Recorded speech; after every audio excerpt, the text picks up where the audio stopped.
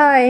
അപ്പോൾ ഇന്ന് നാടൻ പപ്പായക്കറി കേട്ടോ. അടിപൊളി എന്താ പറയുക, കുറുങ്ങനെ നിൽക്കുന്ന ടൈപ്പ്, കൂടുതൽ വെള്ളം അതുപോലെ തന്നെ പരിപ്പൊന്നും ഇടാണ്ട് തന്നെ നമുക്കിതുപോലെ കുറുങ്ങനെ കിട്ടുന്ന ഒരു ടൈപ്പ് കറിയാണ് കേട്ടോ. അപ്പോൾ അതിനായിട്ട് ഞാനിവിടെ 2 പപ്പായ എടുത്തിട്ടുണ്ട്. അതിലോട്ട് 1.5 മുറി തേങ്ങ, ആവശ്യത്തിന് ഞാനൊരു 4 പച്ചമുളക് എടുത്തിട്ടുണ്ട്. നിങ്ങളെ എരിവിനനുസരിച്ച് കൂട്ടാം. അതുപോലെ തന്നെ ചുവന്നുള്ളി, പിന്നെ അതുപോലെ തന്നെ പുളി പിഴിഞ്ഞ് ചാറ് മാത്രം മാറ്റി വെച്ചതാണ്.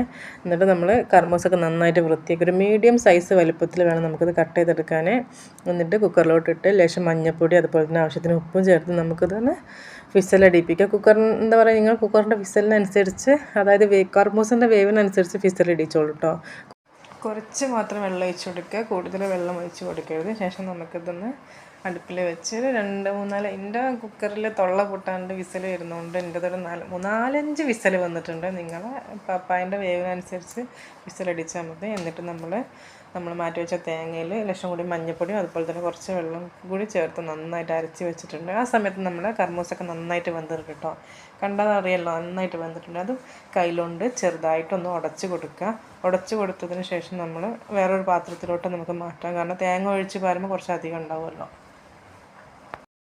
എന്നിട്ട് നമുക്ക് അതിലോട്ട് നമ്മൾ അരച്ച് വെച്ചിട്ടുള്ള അരപ്പ് ചേർത്ത് കൊടുക്കാം. അതുപോലെ തന്നെ നമ്മൾ പുളീൻ്റെ വെള്ളം മാറ്റി വെച്ചിട്ടുണ്ട്, അതും അതിലോട്ട് ഒഴിച്ച് മിക്സിയുടെ ജാറിൽ കുറച്ചുകൂടെ വെള്ളം ഒഴിച്ചുകൊണ്ട് നമുക്കിതിലോട്ട് ഒഴിച്ച് കൊടുക്കട്ടോ.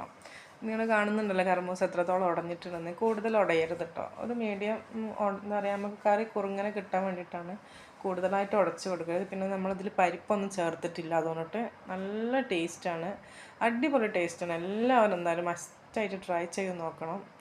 എന്നിട്ട് ഇതൊന്ന് നന്നായിട്ട് തിളപ്പിച്ചതിന് ശേഷം നമുക്കതിലോട്ട് തൂമിക്കണം. അതിനായിട്ട് കടുകും എന്താ പറയുക, നമ്മളെ വെളിച്ചെണ്ണയിൽ കടുക് പൊട്ടിക്കുക. അതുപോലെ തന്നെ നമ്മളെ കായ്മുളക്, നമ്മളെ ചുവന്ന മുളകില്ലേ, വേറെ എന്തായാലും പറയുക, അതന്നെ, ആ മുളകും പിന്നെ കറിവേപ്പിനെല്ലാം ഇട്ടുകൊണ്ട് മൂപ്പിച്ച് ഇതിലോട്ട് ഒഴിച്ച് കൊടുക്കുക. അടിപൊളി കറിയാണ്.